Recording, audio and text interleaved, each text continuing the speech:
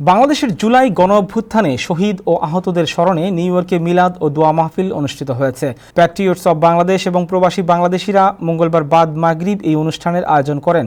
Jackson Heights Islamic সেন্টারে আয়োজিত অনুষ্ঠানে মিলাদ ও দোয়া পরিচালনা করেন মাওলানা আবু সাদিক। অনুষ্ঠানে বক্তারা বলেন, দেশবাসী সহ প্রবাসীরা বাংলাদেশে আর কোনো বৈষম্য দেখতে চায় না প্রতিহিংসার রাজনীতি, অগণতান্ত্রিক বাংলাদেশ আর ফ্যাসিবাদ।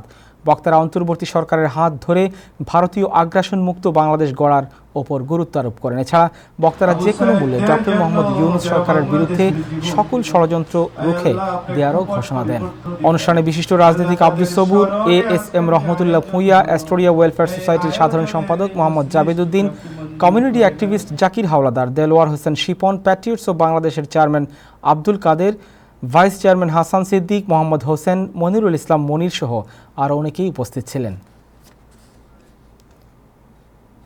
আবু সাইদদের জন্য যারা বাংলাদেশের জীবন দিল, আয় আল্লাহ প্রেক্ষাপট পরিবর্তনে যাদের অগ্রাধিকার, আল্লাহ তাদের স্মরণে আজকের যে আয়োজন হলো, এই আয়োজনের এই মজলিসটুকে আপনি মঞ্জুর করে নেন।